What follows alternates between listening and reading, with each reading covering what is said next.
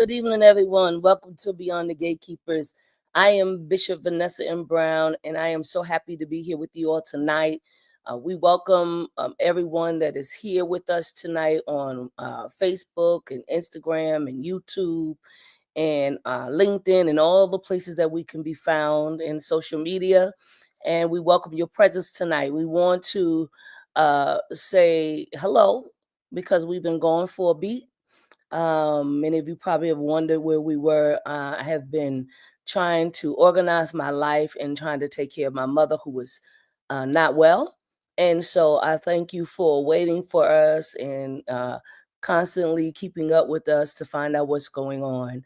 And so tonight we have an incredible show for you on tonight. And we want to make sure that we shout out wherever you are from. And so we want to give you that opportunity. Those that are coming in the room, I see you already here. We ask that you would do us a favor and share on all social media platforms so that we can make sure that we say hello to you. We are very happy and excited that you are here with us on this evening. And so let me see. Before I do that, I can actually just go on and bring Bishop Flunder in. Bishop Flunder, will you come on in and welcome our online audience this evening? Well, I'm just thrilled to come in and welcome our online audience this evening. God bless each of you who are with us in conversation. This has been quite a season in terms of the politics and religion Yes. and decision making and all sorts of things having to do with what is going on in our nation and world. And it Yes. is time for us to have some conversations, some fireside chats, talk with one another, and Yes. and seek what it is that is God's will. I know that everybody who is under our voice today is in some way being affected, in Yes. some way being affected physically, financially, and in terms of jobs, in terms of several other things. And the great miracle is that God has found a way, in the only ways that only God can do, to help us to thrive during this time. But we Yes. also have an obligation to Yes. put our hand on this situation without fear and without trepidation. And we're going to have that kind of conversation tonight. God bless you. And I am so glad to be with Bishop Vanessa, looking in her eyes. Hallelujah. And for all of you who are a part of this conversation. Thank Blessings. you so much, Great Bishop. We are so happy to be here again on this Wednesday night, December the 10th. And we've got 21 more days to go before we get to a new year. And so we've got some things that we want to talk about tonight. Before, let me shout out, I see Bishop Bonnie Radden is here. Las Vegas, Nevada is in the house. We say welcome to you, Bishop. Glad you're here. Brother Chuck Hunt is here. Monroe, Louisiana is in the house. We're so glad that you're here. Darlene Connell is here from Queens. Thank you for being here, Darlene. We appreciate you. Sister Eliza Lewis is here. California is in the house. We say welcome, welcome, welcome to you. Karen Coleman, Reverend Karen Coleman is here, checking in from Boston. Reverend Tracy Blackman is on, tuning in from St. Louis, Missouri. Other folks are here. We say welcome. We'll keep shouting you out as the evening goes on, and we are excited and delighted to be in your presence on tonight. Jocelyn Love Kiers, Reverend Jocelyn, thank you for being on. Pennsylvania's in the house. Glad you're here tonight. We got some other people coming in, and we are grateful for your presence. We have a very, very, very exciting guest who is in our midst on tonight. I'm excited. Had the opportunity to meet her not that long ago. Bishop Tolton, we see you. Grace and peace to you. Ash-Lee Woodard Henderson is in the house. Designer and scholar in queer and feminist theory and theology, ecclesiology, practical theology, design thinking, and leadership. We are so happy to have you here with us on tonight. So much more that we can say about Ash-Lee. And we're going to let Ash-Lee introduce herself by doing it her own way. I know that there are more things that she has to say. I know her as a community organizer and trainer, freedom trainer, and so many other great things. So, Ash-Lee, will you greet our online audience tonight? Absolutely. Bishops, it is an incredible honor to get to be with y'all again tonight. Friends, I'm Ash-Lee Woodard Henderson. My friends, my homies call me Ash. I use she, her pronouns, or any said respectfully and in right relationship. In fact, my 13-year-old sometimes calls me broski. So we're working it out in this 21st century reality. And yeah, I'm an organizer. I'm an activist. I'm a strategist. I'm a missionary Baptist preacher's daughter. My mama was a AME Zion, AME, depending on the day. Got baptized as a Baptist and then went home. So, I come from Southerners that have been trying to make a way out of no way for a really long time. And by coming together across their differences, making impossible things possible. And some people know me because I was the first Black woman to serve as the co-executive director of the Highlander Center for almost a decade with my brother out of the Disciples tradition, Reverend Alan Maxfield Steele. So I've gotten around. I've done a lot of multi-issue, multi-sector organizing. I got to be one in the number that co-founded the Movement for Black Lives. And Now I'm a freedom trainer trying to get people ready to be non-cooperative and fight with everything we've got to block the consolidation of the authoritarian regime and build the kind of society in this country that we've always deserved, not just sort of U-turn back to what we used to have. So yeah, I'm a professional troublemaker by trade, and I got it honest as a Jesus following person. I love that. Professional troublemaker. Yeah. That's so good. That's so good. Chuck Jones, we see you. Palm Springs, and Cuya Thomas, thank you for being here. Blessings to everyone who is continuing to join in. Well, Ashley, do us a favor and tell us. Oh, now you know what? I didn't shout out the people on Instagram, but we see you. We say hello and we say welcome to you as well, and on YouTube. Ash, tell us about how you got started in this movement work. How did you come to this work? Yeah. I mean, again, I think folks would say I got it honest. My mom, I think even wherever she is tripping the light fantastic off this plane I think she would say is a member of the Black Panther Party. And so she was an activist long before I was here, an organizer, a strategist. My dad was a person in the Black arts and Black communications movement. He did Black radio, did Black news, and Black theater. And at the time that my mom and dad were thinking about starting to have kids, a Black man in the city that I was born in, Chattanooga, Tennessee, my hometown, was murdered by the Chattanooga Police Department. Black veteran was resting in his car, and then was brutalized by the Chattanooga Police Department. This was like early 80s. My dad was reporting about it on his news show on Black radio. Shout out to WNOO 1260 AM that still plays Black gospel music to this day on that station. My dad was reporting about it, and an anonymous source gave him the names of the officers that were involved, and my dad read their names on the air. My dad lost his job shortly thereafter for doing that. My mother lost hers shortly thereafter. And then I was born in 1985 at the height of the protest movement that was demanding justice for Wadey Settles. They went on to do all sorts of kinds of work. And my rural grandparents on my mother's side, taught me that if we had it, everybody had it. My faithful family on my father's side taught me the importance, both of them taught me the importance of doing this work at the intersection of the material world and our faith. And that whether people believed in the same God that we believed in, that if they believed that there wasn't any power like the power of the people because the power of people don't stop, that was a declaration of faith. And so we should lean into that and actually encourage that, and that's actually what builds healthy, sustainable, and equitable communities. So, folks would say I got into it because of my parents and my grandparents and my family and stuff. That is not untrue. But I did it on my own terms around 2003. I was a senior in high school, and I noticed that even though my granddad was a precinct chair, even though I had been filling in the bubbles of my mom and grandmother's ballots for a really long time, that the white people that came to register students at my school were only registering class privileged white students at my school.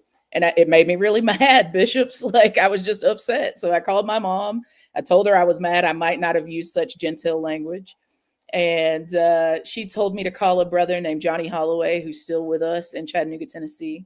At the time, he was the chair of the Operation Push Coalition in our city. And so I called him, and he said, "It's God that you called me." And I was like, "Well, you got to catch me up." He didn't tell me. And he proceeded to tell me he had just gotten off the phone with a man named Ben Cheney, who I didn't know. And he told me, "Well, don't you know about Cheney, Goodman, and Schwerner?" I said, "No." He said, "You've never heard of like Mississippi Burning?" I was like, "I've never heard of it." And he proceeded to tell me about these 3 civil rights workers, including James Earl Cheney from Neshoba County, Mississippi, who were registering Black people to vote in the 60s and were murdered by the state and white supremacist organizations for doing so. And he told me that Ben Cheney, who he had just gotten off the phone with, was James Earl Cheney's younger brother. And that Ben in 2004 was going to reenact the Freedom Rides and register and do voter registration and education work all across the country. And that if I helped plan the Chattanooga stop, which was a stop on the original Freedom Rides, that he would send me on the trip for free. The organization would send me on the trip for free. I was like, heck yeah, let's do that. So we planned a stop. We ended up registering the most people in my city. And it was the beginning of a roller coaster ride in the rest of my movement work. It's how I learned about the Highlander Center and ultimately started going there, and then ended up being the first Black woman to lead it in an executive director capacity. It's how I met veterans of the civil rights movement from places like the Student Nonviolent Coordinating Committee and CORE and other COFO organizations. And it was just the beginning of my own experience in building movement with other people beyond what my parents had done, and in line with what my parents had done. So that's the quick and dirty of how I started getting involved in this stuff. That's good. That's so good. It's so good to hear your story, and it needs to be told over and over again. And young people need to hear it and know that they can do it too. It's so powerful, the work that you're doing, and we're excited about it. And I want to start off, and then I know Bishop is going to jump in. There's a lot going on, Ash. Yes. Okay. To say the least. There's a lot going on. And one of the things I wanted to ask you about, I know that you've been organizing, particularly in the South, for decades. Now, I know you've been organizing all over the world, really, but in the South for decades. And we talk about authoritarianism. We're talking about fascism in the United States today. I want to know how you define it, and not theoretically. Yeah. I want to hear how you define it as a Black queer person in our community, and as you are experiencing it on the ground. Yeah, I love this question, in part because I think it gets to the heart of the matter, is that actually people don't agree about the definitions of fascism.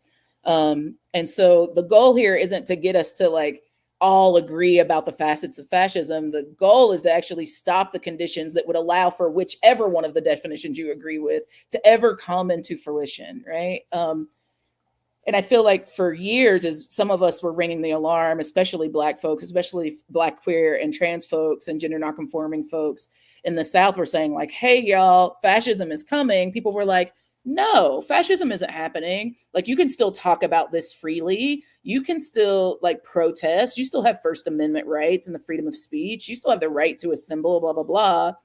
But what we were seeing down South, it was a MAGA takeover. But let's break it down and go back a little bit in history. Okay. So, and we could go all the way back to almost 250 years ago, but we won't go all that far back. Okay. We could if we wanted to. Let's just go back to like a post 1960s South, right?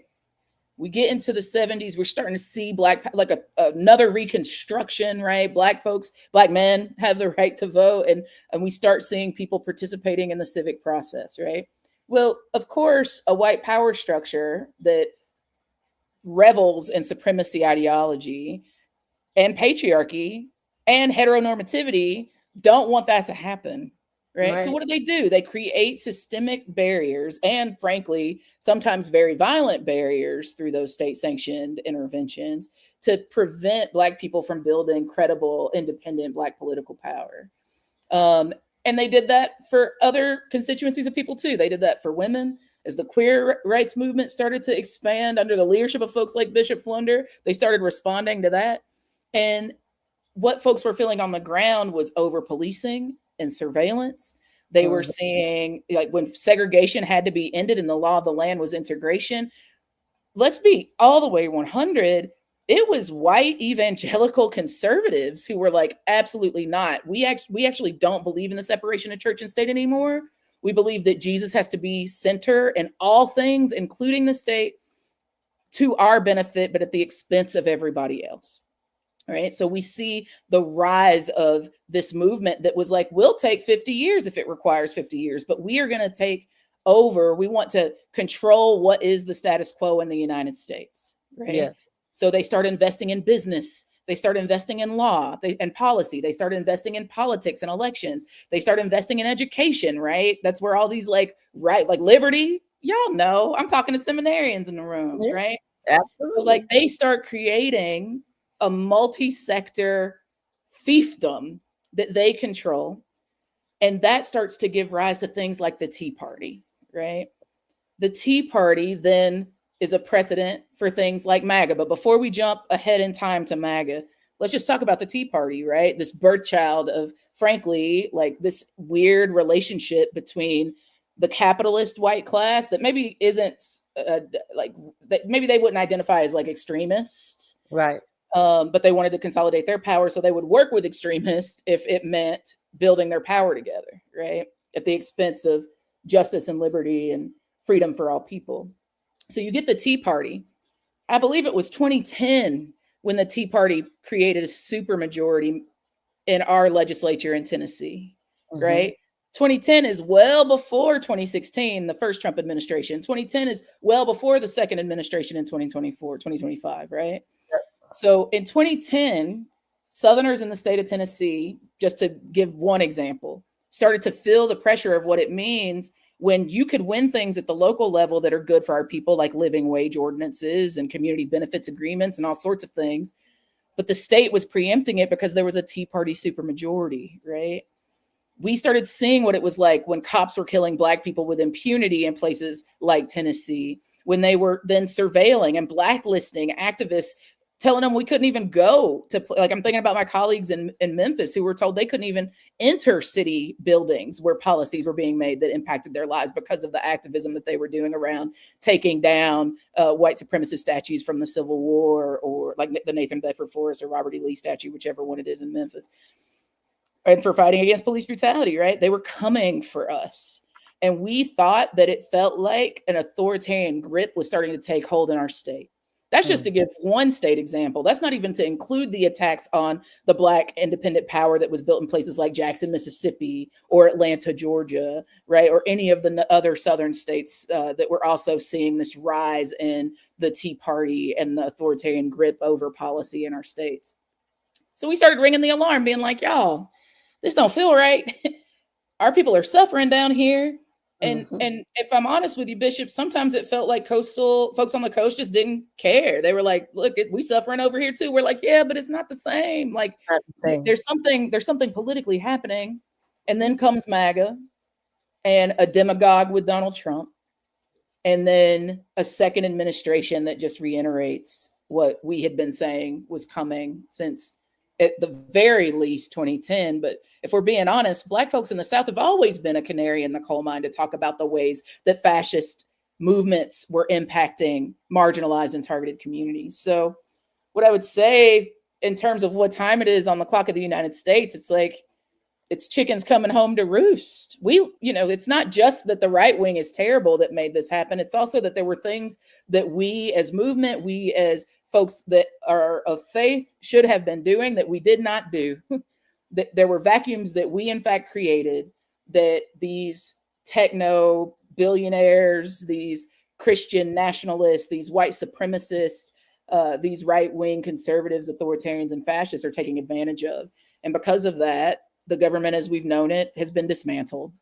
It's being dismantled on the federal level, which makes even not just the South at risk. We've been at risk and now are even at more risk because of the checks and balances being gone on the federal level. But now folks that don't live in the South are also having to feel the consequences of that because the safeguards that they had on the state level can now be preempted by the feds in a way that is not in their favor, which they assumed would happen under the Democrats, so they didn't stop it. But now they don't have any control over because MAGA has taken over the Republican Party, and that's who runs the show in DC right now. So, unfortunately, it's never fun to be like, we told you so. There's no win in that. And I think there's some things we have to learn about what it means to say amen and shake our heads in the affirmative to as goes the South, so goes the nation. I think now folks are living it. It's the truth. I'm going to let Bishop Flunder say something, but I have to say that I toured with the Apollo Theater I worked for them for 15 years. I toured for about 7 of those years. And we did Showtime at the Apollo. And we came down to Memphis and Louisiana and Birmingham, Alabama. And I have to say that you are right as it relates to how our coastal folks really felt, right? We're not really thinking, right? Because we up here doing what we do. Yeah. But when I got down there, and I said, this is really real. Like, racism is like really something here. I couldn't believe it. Like, down to a Black woman working in a theater. And I'm saying to her that we can't go on stage until you give me that $25,000 check. It's nothing going to happen. The band is not going to play any music. We're not moving. We all Black people. Okay. We're from New York and we're not doing nothing till you give me a check. And she is like scared out of her boots because everybody else in the theater is white. All the tech crew, the managers, everything, they sent her to me to say that we wasn't going to get the check and we need to just go ahead on and perform. And I sent her back. I said, well, you just going to have to lose your job today because we're not doing anything until I get a check. And she was crying and she was just had a complete meltdown. And I was and the guys, because I'm the only woman, but I'm in charge. And the guys are like, well, what's going on, Vanessa? And I'm like, we don't have no money. Y'all can't get paid. I got $5,000 in petty cash. All of us can't go to jail today. We gotta we need this check. But I could feel like racism was really real and we were like about to really face it until finally somebody came and just said, just give them the check so that the show could start. Like we were standing our ground, but also like I was becoming very afraid because I'm like, okay, we stand our ground, got all these Black guys behind me. Okay, but it's all these white people out here. And here we are singing and dancing and all of this stuff for these people, and anything can happen. And then when it was over, I said, y'all get your coats, get everything, and we're getting on the bus. And hey, we're not even going back to the hotel. We're leaving. Yeah. And we left that night. Yeah, it's real down here. And I mean, the tea is that like not everybody can leave. You know, some of us don't want to leave. Like it's home for me. Like I want to be down here and I'll fight for it because I love it. Right. Yeah. Yep.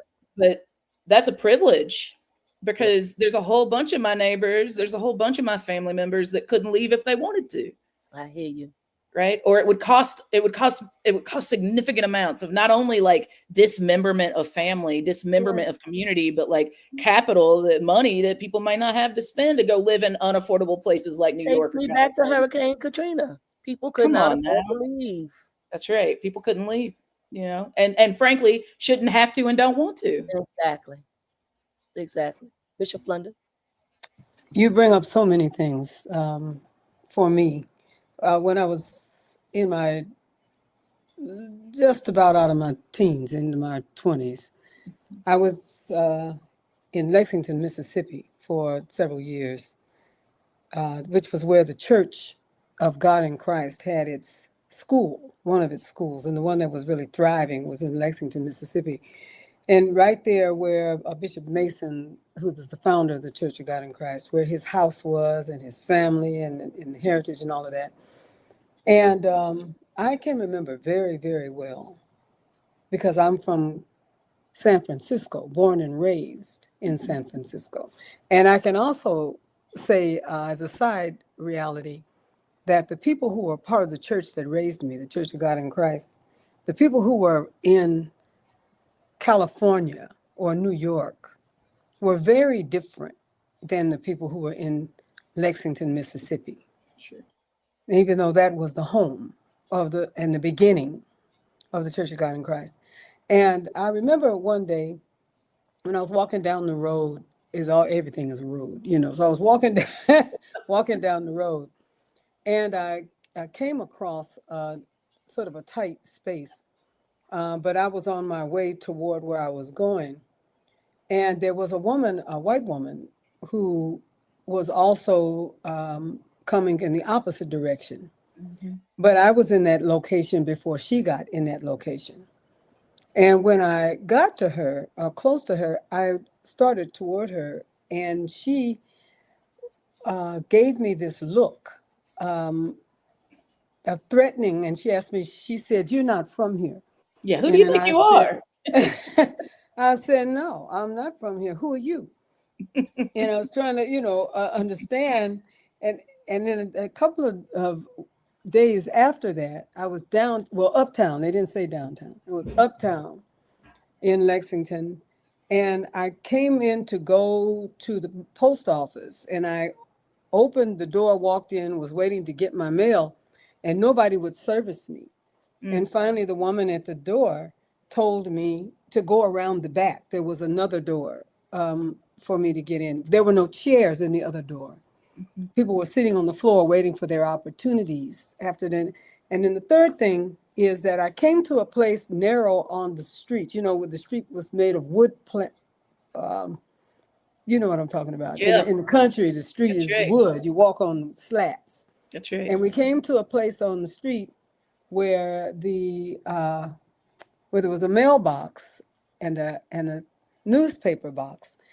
And it was too much for me and this great big white man who had a great big belly, and one of the straps was down on his overalls, and it was short around his ankle and all of that. When we got to the point of where the box was, one of us had to go first and the other one had to go second because there wasn't enough room for the two of us. Yeah. And we stood there for the longest. I was waiting for him Standoff. to get down and get on the street and let me go by. You know what I'm saying? I'm a woman. I have all kind of feelings in it. Yep. And plus, you should have seen how he was dressed as compared to how I was dressed. And he stood there and he stood there. But so did I. Yeah. And I stood there. And he stood there. And I stood there. And the next thing we had to do was we had to go back by each Belly to belly. like this. And here's what I'm saying all of this for, is because somebody then came over to me and they told me, they said, "You're going to get us killed." And to which I said, "I'm not afraid of these people. I'm from California. I'm not afraid of these people." And they said, "They won't bother you." That's right. That's what they said to me. "They won't bother you. They're going to come for us because we know you." They said, and the humility that happened for me that day and happened for me over and over again is a lot of what it is that I sense and see in this present moment. That's right.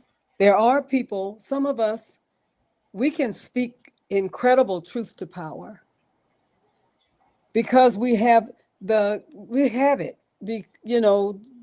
You bring it, you're going to get it from me, okay? Yeah. But what we don't really understand sometimes is what else is happening. And I would love to hear from you. I feel that way really about my trans children, the transgenders. We do all sorts of stuff and then they get shot in the night, if you understand what I'm saying, because Totally it's right. just, they're disposable. They're disposable. That's the feeling. And why and a lot of the people who are making them disposable are gay. Yeah. Yeah. Gay people who don't cherish the importance of these folks, our siblings. They don't understand that as well. At least I'm not trans. That's right. As though that makes you better. Say something more, would you, sister? I mean, Bishop, you just preached the whole word. I think like one of the key components of an authoritarian movement, whether they actually control the government or not, one of the key components of an authoritarian or a fascist movement is othering people, right? Is being like, these are the bad guys, we're the good guys. And it's easy to be like, yeah, like Trump is homophobic, Trump is transphobic, we don't like them, they're the bad guys, poo-poo on them. It's a whole lot harder to drink a cup of our own tea and say like, yeah, but as much as I say I'm not transphobic, like, how am I encouraging the leadership of trans folks in the church? Forget leadership. How many of us are recruiting trans folks to our churches, to our movement organizations? Talk about it. It's like, it's not just that they're being ostracized by a neo-maniacal, right-wing force. Yep. The good guys also don't create a place of belonging for them. And so quite frankly, they've had to create it for themselves. That's right. And, I think there's ways that we talk about this political moment and the ones that led up to them that romanticize the bad guys, that romanticize the Trumps, that romanticize the Mitch McConnells and all the other right-wing nut jobs.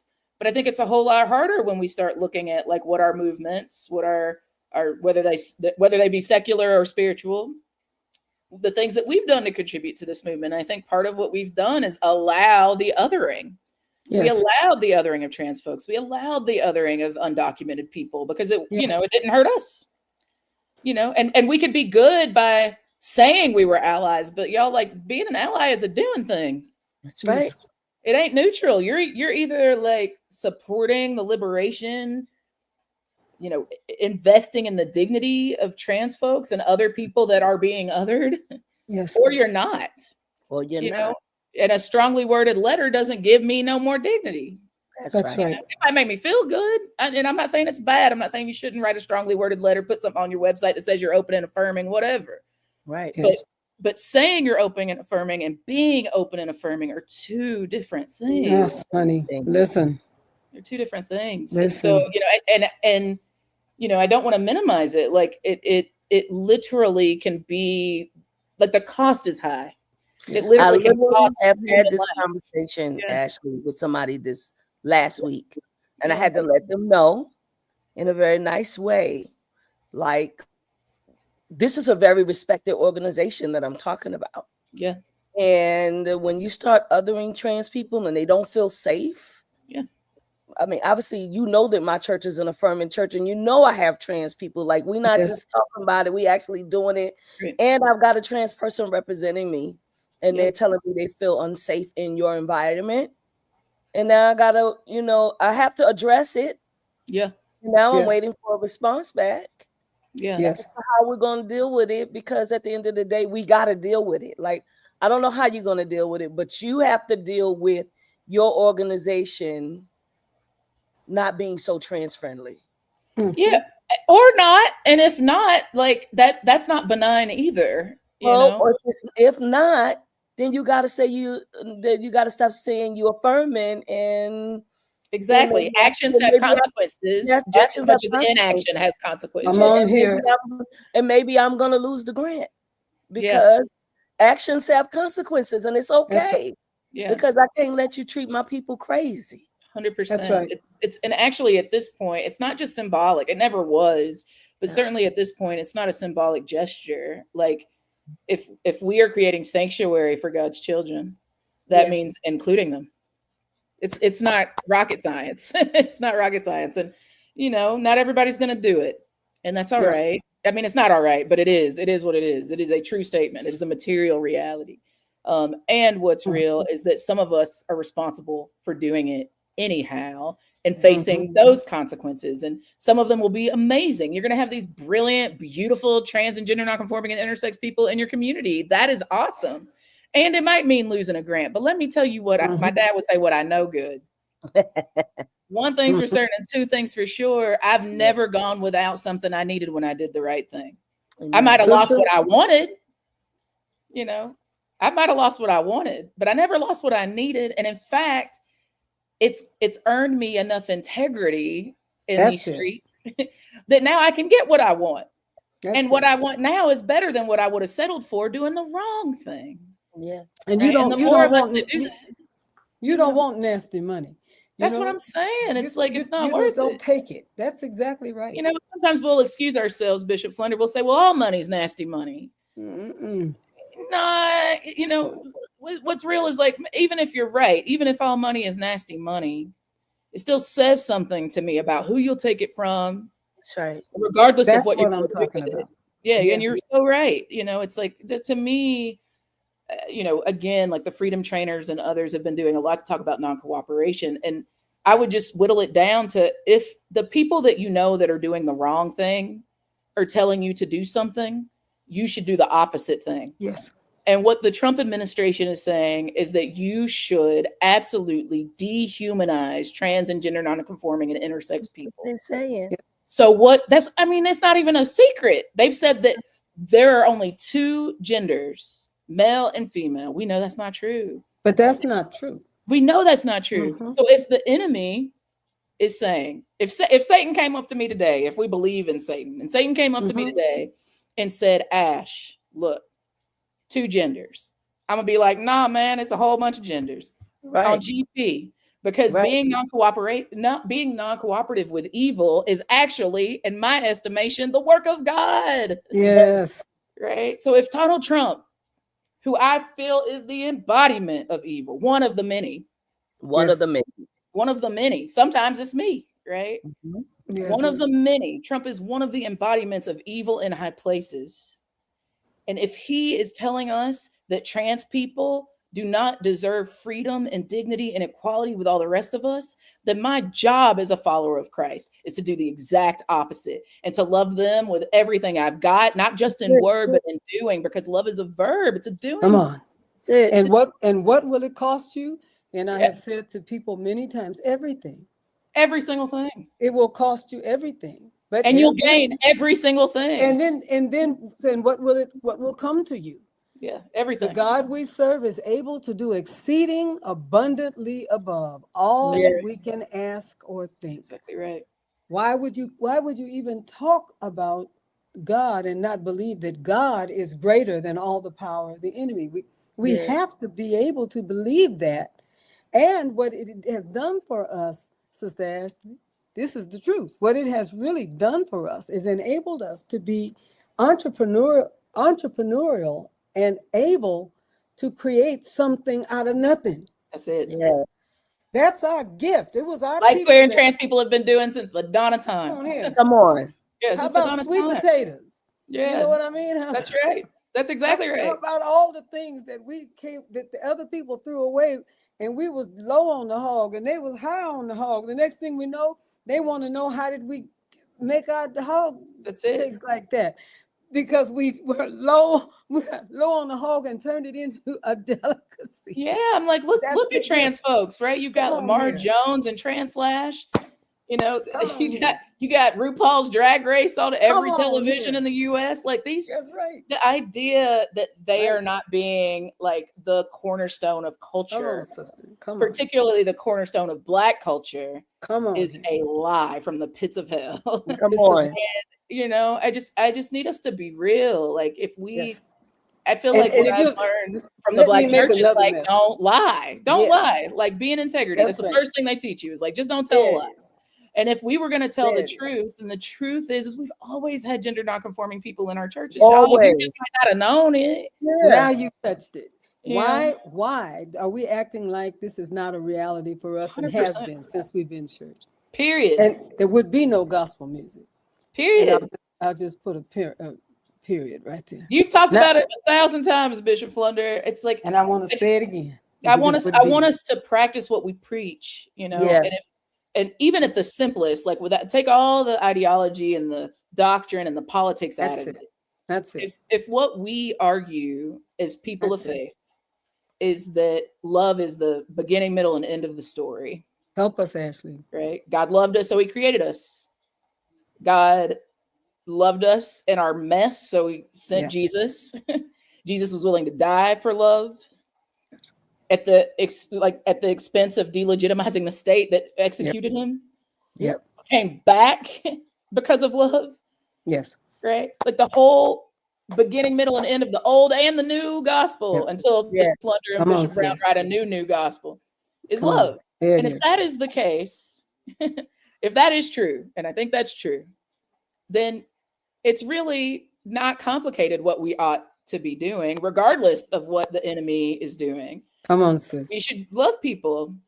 And love yourself. And love yourself. Because that's actually the T. You don't love them because you're not loving yourself well. Something is not right about how you're loving yourself. 100%. 100%. It's not complicated. You want to know what I think fixes this love? Tell me. And I'm not a big, y'all know my partner who is like, personified. Yes. You know, I like righteous rage. I mobilize around it. You know what I'm saying? I like what you said, Bishop Flunder. I'm the girl she the girl that'll fight too. She's from Brooklyn, but it's like Nessa. Yeah, 100%. So I'm like, you know, I get that. I get the folks that are like, yeah, Ashley, but I don't always like them, or like they get mad at me if I get their pronouns wrong, and like this, that, and the other. And we can argue about that too. I might not totally disagree with you. If we revolutionaries, then if somebody misgenders me, I might have to like hold my shit together a little bit and figure out how to love them. Yes. Right? How to love them to a different conclusion that calls me by my name. Yes. Yes. Right? It's not always going to work for my righteous rage to be my first response to these things. Yes. But that's not what I heard you say, Bishop Brown. What I heard you say is that you love them by correcting them. Yes. And now they are a choice. They are Now a they are a choice. And they can choose to step into love or they can choose not to. And there will be a consequence of either of those decisions. But it's still a choice. And I think that's the end all be all, is that our spiritual communities, our movement communities are at a choice point. Will we love the people? And Come on, Yes. sister. Baba Chokwe Lumumba in my head saying, and if we don't, we'll betray the people. If we don't love Yeah. the people, we will betray the people. And that's what time and time again is happening to trans and queer people Yes. across our movements, across our churches, all of it. Yes. Oh God, you're so right. Ah. You know, I'm just sitting here thinking, and I'm so glad that we started with our trans siblings, because it's just really so much going on. Yes. And they are, as it relates to the queer community, they are at the forefront of all the backlash, at the fight of every, right. you know, all of these state bills and legislation and everything that is happening. Right. You know, they can't use the bathrooms and all kind of craziness, and it ain't really about bathrooms. Like, people gotta admit what it really is about, because it can't just be about bathrooms. That's right. That's right. That's right. No, No, you're it has right. nothing to do with bathrooms. No. We're And not, they did the same thing to us, Bishop Vanessa. They did it to Black people. We couldn't use the bathrooms either. yeah, it's not We about couldn't- sports. It's not about None of that. bathrooms. It's No. none of that. It's None not of that. It's about power, control, surveillance. Right. It's about policing people, control. It's about control. And you And- cannot be great unless somebody else is broken. That's That the whole was point the- of the way- supremacy culture, right? It's like, That's I'm it. better than that. And That's it. that's foolish. It's just it's proven, it's unproven time and time again. So That's right. you know, I say this all the time, like fascists, authoritarians, right wingers, and quite frankly, all the rest of us, whether we be liberal or not, that like oppress other people for the benefit of ourselves. That's right. It's not particularly innovative. You know, they're not doing anything new. They're just not playing new an old. news. It's not a That's new right. move. It's the same old tired playbook that we have won against time and time and time again. Oh, so true. So, you know, when I think about it, again, to like boil it down to brass tacks, you know, Bishop Brown, you were asking me about my Southern supremacy. And what I would say is, like, the reason I think the South matters, especially if we're talking about Black folks or queer and trans folks, is because the South is the largest geographic region in the United States. It is home to the majority of Black people in this country. And people never believe, they're always shocked. But the largest concentration of LGBTQ plus folks in the country is in the US South. I know you're right. It's the US South, you know? And so, like, why we care about this region, the policies from this region, the guinea pig that they've made of us, is not just that, like, Black folks didn't get to the coast, but by way of being related to somebody in the global South, if not the US South. But also, like, our kin is here, our people are here. As the coasts continue to become unaffordable, or man-made climate disasters make it impossible to continue to live there, where you gonna go? Yeah. But back home to the South. You know how To many the people South. from Oakland live in Atlanta? Oh, I do know. You know what I mean? We Yeah, don't. I do know. We got churches there. You know what I'm saying? How many New Yorkers and Californians are moving to North Carolina? Durham is closed. I got Yeah. it. You know what I mean? It's like y'all are coming home. And so, and even before you came home, we were already the highest concentration of Black people in the country. Yep. So why should we care about the legacy of Southern resistance? It's because it's been primarily led by Black and queer people from down here. Good. Well said. You know, that have been facing the tenets of fascism for centuries, like since the first enslaved African was on the shores of this country. That's right. That's why we have to get together. We cannot be pushed. And I'm enjoying so much your conversation with Bishop Vanessa, because it's beautiful, and with me. It's like good hair and bad hair. Yeah. Somehow or other, somebody made us think that we could be better. And the reason, let me back up. The next thing we did is got some lines and see if we could make our hair straight. And then we went from one hair straight product to another hair straight, and a whole lot of people went bald during that time period. Yeah. Because hair and lie should not Right. go together. Let me put it that way. Yeah. But I will say the reason we did it is because we thought that that would make us a higher standard of Black or a Yeah. higher standard of colored, whatever it was during that time period. And I would say to everyone that is hearing this great prophet that's speaking to us today, if we are going to help one another, we are going to have to do something about our classism. That's what I hear this prophet saying today. We're going to have to do something about our classism as it relates to the kinds of things that we're talking about. A Baptist is not a Catholic and a Catholic, is not a Lutheran and a Lutheran, is not a, you understand what I'm saying? But those are not the things that should separate us. I think that we have common enemies. That's right. And they are trying to divide us. That's right. Yes. Because they can empower themselves. It's not for you that they're doing it. Yes, Bishop. They're doing it for themselves. And when you are no longer yes. important, they will Yes. cut your hiney parts loose. 100%. But Regardless of party affiliation. Exactly. So with that being said, and we go back to the South and we go back to authoritarianism and fascism and the work that's being done, how are Black churches being organized in the South? Talk about around because listen, we already know there's a problem with queer and trans and LGBTQI, and we can say all the alphabets. It's a problem. And women leaders. And women leaders. So how are we really organizing in the South with Black churches?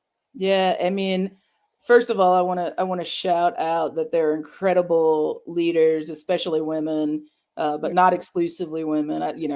I'm a little biased because I go to one of the greatest churches in the South, Christ Missionary Baptist, with the great and esteemed Gina Marcia Stewart. Yes, who's been shaking things up. And part I dangerous one. joined because I was like, what is she doing? Like, I didn't even care what she was preaching. I just knew that the conservative Black men that didn't want women in the pulpit were mad at her, and I was like, well, she must be doing something right. And she is. You're right. And she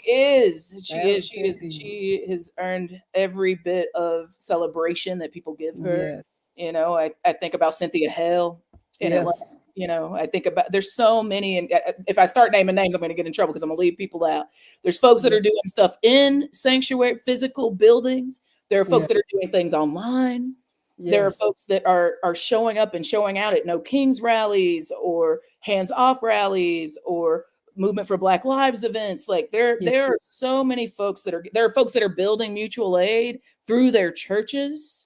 Yes. Right. Folks building affordable housing on their property. Absolutely. Right. There's so many ways. Like, I don't want to diminish that folks are doing a lot. It is necessary, but it is insufficient. I'm hearing Tracy Blackman, the great reverend, in my head. Yes. Even if every Black church said that they were going to throw down to make sure that folks had health care, make sure that folks that were impacted by the SNAP cuts had SNAP benefits or had benefits to replace their SNAP benefits being cut. That Black churches just don't, even every church just doesn't have the budget to do that in the places that we live, right? So I want to right size our expectations of the Black church in the South and everywhere, and be like, in a real conversation of what are we responsible for? Yes. And of the things that we want to be responsible for that we don't have the resources or otherwise capacity to do, who can we be in partnership with to make it a reality anyway? Yes. Right? What is the risk we can take? And then for the risk that we actually can't afford, who can we be in relationship with that can afford that risk? Right. And what I know is that when the Black church does that well, impossible things become possible. Can I say something, Bishop Vanessa? Yes. The thing that comes up, because I'm older than the rest of you all. So Just a little things bit. go out of my head. I just want to say, but I think that it becomes necessary for us to determine who is the least among us. That's right. Because there are so many people that have incredible power. Back to the conversation that we are having right now, and can do certain things in the Black community, and powerful things in the Black community. But there exists alongside of us certain people who still get the low end of the pig, if you understand what I'm saying. totally right. Still get the, and don't have certain kinds of education, or don't, or not thought of. And we have not done the research. Can I just go ahead and put this Go in ahead. here and say Virginia Ramey Mollenkott, who was not a Black woman, one of my favorite writers, and I mean, you perhaps read some of what she wrote. The conversation that we need to have about, even have about human sexuality. We have not really had, we've moved to the point of everyone is welcome. Mm-hmm. We have a lot of that, but we really don't know what and how people are as it relates to the huge umbrella of human sexuality and the presence that the church still has. It's just one thing for people to say, you're welcome. We want some folks like you to be part of our church. Mm-hmm. But it's another thing when they are on par and just as important and just as capable and Yes. just as spiritual. Yeah, if I got the right hand of fellowship, then I should be. I'm just saying. It's Y'all true. told me I was duly elected into the Mhm. membership with Yes. all the rights Rights and and duties. That's what Y'all told me. That's right. Right? So yeah, I mean, I think sometimes we make finger painting into rocket science. I'm not asking the Black church to do anything other than what it says it's supposed to That's do. exactly right. Yes. Tell the And I'm truth. not an item. I'm not an item just so No. you can say that that's what you do. You know, Mhm. we allow her to sit, 3 rows back from the front. I'm not an item. We are not an item. And these children in the generations coming after us, they're Yeah. not going to have it. Oh, they're not having it now. They're not This- having it right now. They're As not we having it right now. And Nope. it's not complicated. I'm asking you to like actually minister to the people. Yeah. I'm asking you to feed That's the people. good. I'm asking you to do what is in your mission. If you just good. did that excellently, then some of the Yes. things that are happening in our political reality in this moment, some of the things that are happening socially Yeah. and economically in this country wouldn't be happening if the Black church would be the Black church. And then we would fight together 100%. because it's going to There's take no all of other us. logical conclusion, Bishop. If we were actually prioritizing what we say is what we believe, Yep. then there's I'm gonna no raise way our that I offering. wouldn't fight the enemy with you, because our differences actually really aren't that big of a deal. I love you, Oh, and they are harming us. I They're know. harming somebody that you love. That's exactly. Yes. I'm writing an offering, Bishop Vanessa. You can't see my offering. Because you just I right just on want us there. to do what we Listen, say. I want us to be told who her we she's say a we are. pastor. I don't know what else we Here gonna she say. go. I know Tracy Blackman is watching. I heard Yes, you Are you shout on, her out. Tracy? I know Is she's Tracy on? waving Yes, you up, Bishop. Yeah. I love you, girl. I'm grateful. I Amen. wouldn't be this passionate about, I don't think we get a contemporary, like 21st century US Southern freedom movement without the Black church. Yes. But I also don't think that the Black church in the 21st century can survive if it doesn't live up to who it says it is. Yes. All too often we are caught up in foolishness and not living up to Yes. who we say we are. Well, y'all called her name, so she answered. Tracy said, Reverend Tracy said, salvation is a communal act. We are not called to enact the finished work of the cross. We are called to the unfinished work of community. That's it. I love you, Tracy. That's it. She always right. Yeah, she be on it.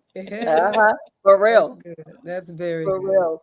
And so let me ask this last question. And of course, if you have a question for Ash-Lee, please write the word question first and then pose your question. Ash-Lee, we have been talking about fascism and authoritarianism. And I know that you were very instrumental in the No Kings March. Yes. What are some of the things that you want people to walk away with during this time? I can tell you facts that the queer community is really wanting answers and really wanting to know what they should be doing. Just at the love feast and just sitting around eating and chatting it up with people. People are afraid. People are Yes. afraid. Rightfully so. Yeah. Yeah, So you should be scared. It's a scary time. You know, Yeah. I don't tell people that they can't be scared or that they shouldn't be scared. What I tell them is that, like, bravery and courage, I didn't make this up. Some other smart person said it, but like courage and bravery is not the absence of fear. It's doing That's it right. anyway, right? doing it It's anyway. Yes. doing it scared. I'm doing it scared. Yes. And I'm doing it scared after, like, white supremacists burned my office down. I've, all the things, right? Like, Yeah. I'm not doing this without fear. I'm doing it because my response to fear is loving folks, right? Yes. So I think what I want folks to know about No Kings is, regardless of where you live, it is not unlikely that what you saw was a bunch of white people. That's I believe you. I believe that to be true. What I want you to know is that the reason that happens is because we don't go. Right. So either we can stop being mad that white people are mobilizing, because typically what we'll do is be like, white people aren't mobilizing, they don't care. They just waiting for black people to show up. Well, now 7 million people have now hit the streets, most of them white. So that can't be the excuse anymore, right? And now we're mad that they're mobilizing and we're not there, but we're online talking about how white people are mobilizing instead of going to the mobilization and recruiting our own people, right? Yep. So what I would say is, like, it don't cost black, queer, and trans folks a dime. Maybe some energy, maybe some, dealing with what it means to be in a multiracial, multi-ideological, multi-sectoral space that probably is going to get gender and race stuff a little wrong because it's not perfect. It's a big tent. They need a little training. Yeah, there's people that agree with me and there are people who don't, that are going to be in this space. But we all agree that Trump should not be in office and no king should be. That's right. So and it's more either we complain about it or we support it and move it in the direction that it will move. And what I know is, because I've been influential in No Kings, is that when we show up, when black queers show up, they shift to what we want, right? Come on, sis. Or we build an alternative to it that is equally as impactful or better, right? Yes. But, like, just sitting on the sidelines and complaining from outside the club is not cute. I'm with you. It's not cute, and so it's disheartening to all of the black queers that are trying to make it work. Absolutely. So with you. I see 2 questions for you. Reverend Blackman asks, Ash, where's the next non-compliance training for those who need to be prepared? Yeah, I love this question. So we haven't even announced this publicly, and I'm probably going to get in trouble for it. It's okay. Whatever. I'll live to fight another day. You're gonna be all right. Myself and another brother, black brother, Daniel Hunter, both of us on the core team of the Freedom Trainers, are cooking up an all-black non-compliance training for trainers.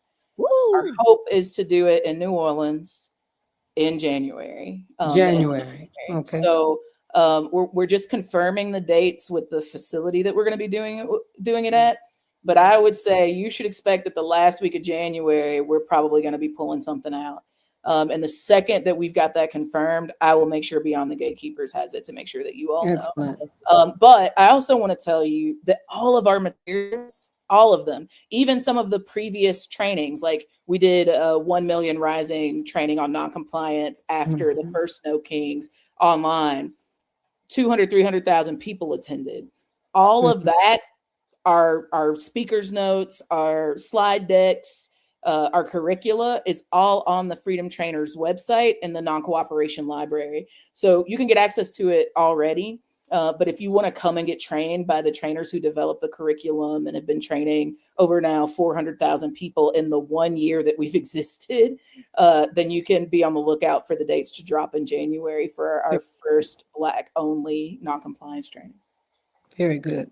Thank you I think so we much. need to talk to our leaders about this, Bishop Vanessa. Yeah, and if anybody wants it, if you want it for your community, for your church, for your organization, you can go to the Freedom Trainers website and tell us. You can communicate with us through the website and tell us you want a training, and we'll either send core team members or we'll train other trainers that we've trained. Folks like Vahisha Hassan, the great preacher. Yeah, Vahisha is a Freedom Trainer. Has been through our training for trainers. Has led training for trainers. So there's folks that you know, Black folks that you know and can trust that are from our spiritual communities who have been trained and can train more people. Lovely. I Bishop love it. Tolton asks, does the No Kings movement have a global strategy and in particular intention to connect with Gen Z reform activists in Kenya and across Africa?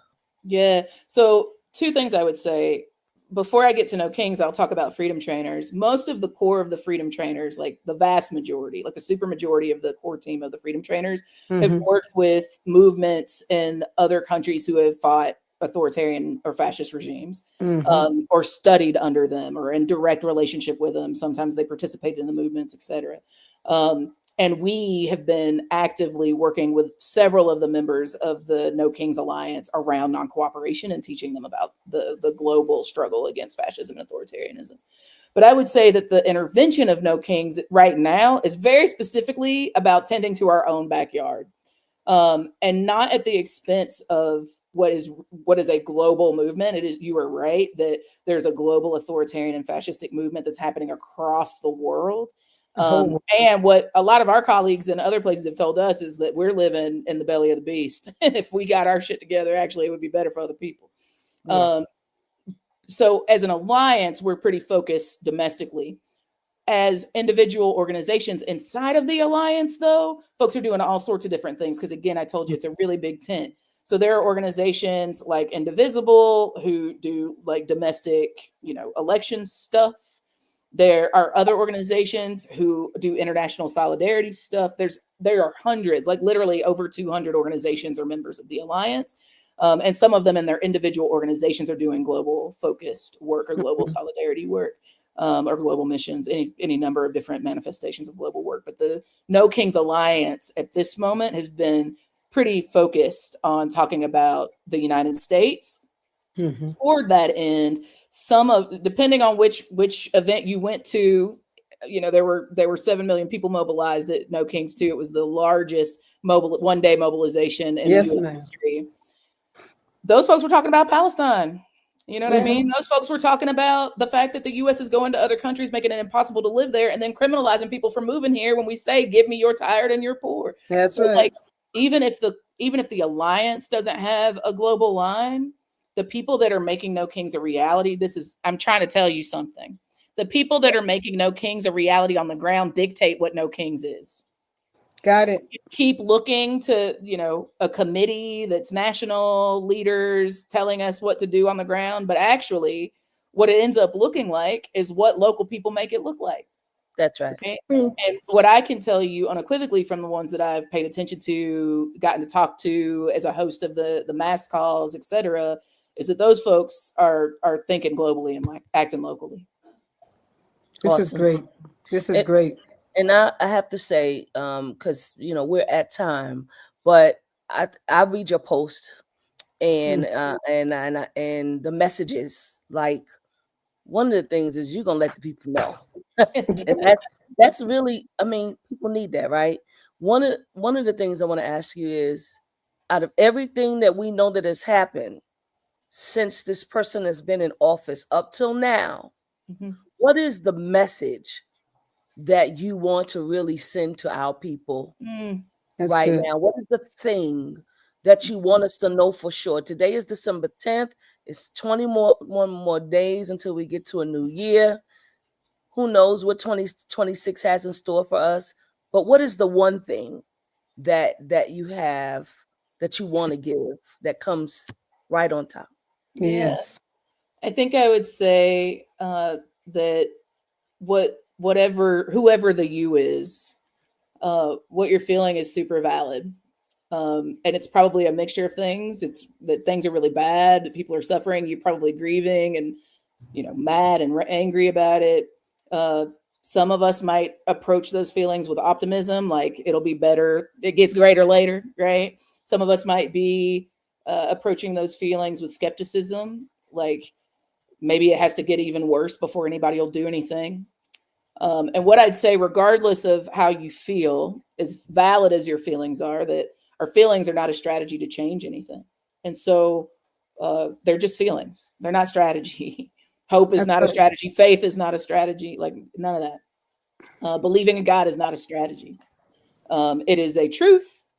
It is Mhm. a tool. It is all sorts of things, but it is not in and of itself a strategy. And what I know is that in 12 months, this administration has destroyed what it's taken centuries to build. And that creates a gaping hole in our government and governance structure that someone's going to fill. Yeah. The right wing has put together a plan called Project 2025 that says Yes. how they want to fill it. That queerness is an abomination, that trans people don't exist, all of this, right?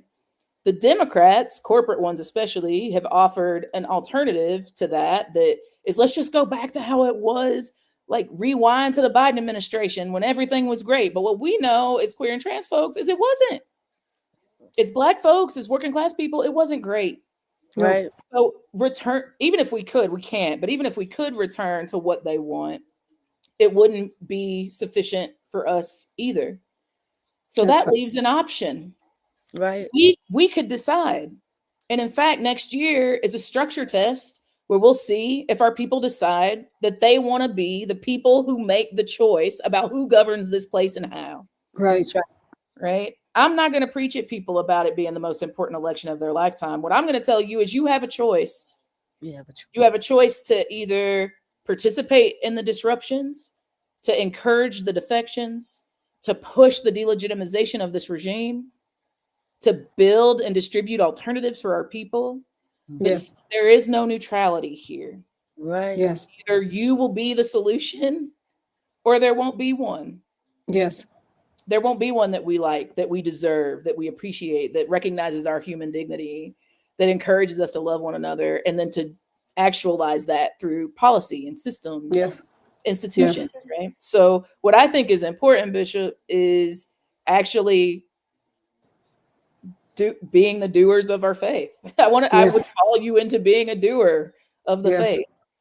If you can't disrupt, if protest isn't your thing, but you can feed people. If you can't feed people, but you're great at admin, then you do admin for the folks that disrupt and feed people. Do what if you can't do any of it, do something. That's exactly right. Do something that is the opposite of what the opposition, and I use the opposition broadly. I'm talking about the administration. I'm talking about people that privilege capital over people, profit over people. Like if they're telling you to do one thing, do the opposite that actually shows in action that you love people. Because some of those people are us. 100%.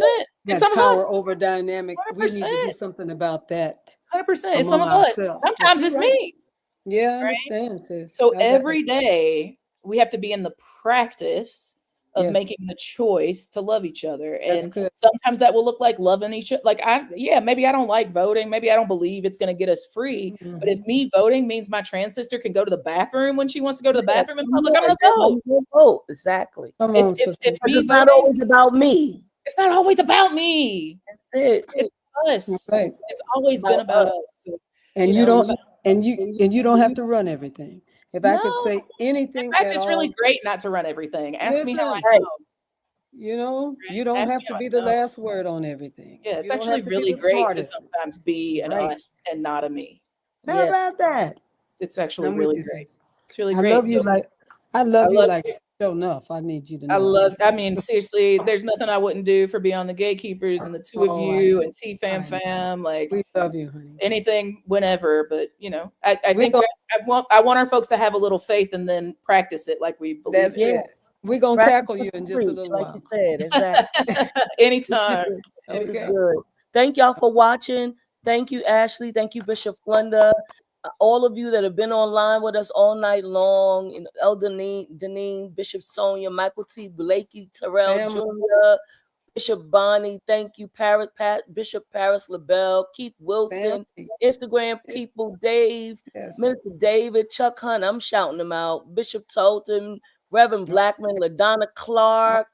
Oh, they are here. They are in the room. Pastor Sue for being our tech tonight. Dr. Anthony Bailey, Pastor Victoria Burson, Chuck Hunt, I see you all. And we just want to say, Pastor Erica Geralds, thank you for being on Jaded Heart and on Instagram. Thank you.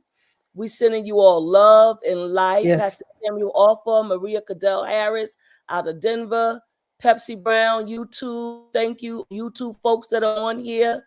Yes. Pastor Elizabeth Ann Jefferson, Bishop Andrea Vassal. Thank you All all right. for showing up on tonight and being a part of this conversation. Diane Rodriguez, thank you, late Pastor Ronnie Jordan, thank you. Dana Yes. Hamilton, thank you. Mhm. Colette Walker, thank you. Reverend Scott and Deacon Marlene McLaurin. Let me say this. This is the end of the show, but it doesn't have to be the end of the conversation. That's right. Please don't let it be. Make sure you share it with other That's right. people so that they can hear this conversation, so they can know which direction and they need to take. We're not here to tell anybody what to do, but certainly we want you all to carry on the conversations, and wherever your spaces and places are that you feel comfortable doing it in, we want to say we love you, we want to say God bless you, and we want to say have a wonderful evening. Love you. Love y'all.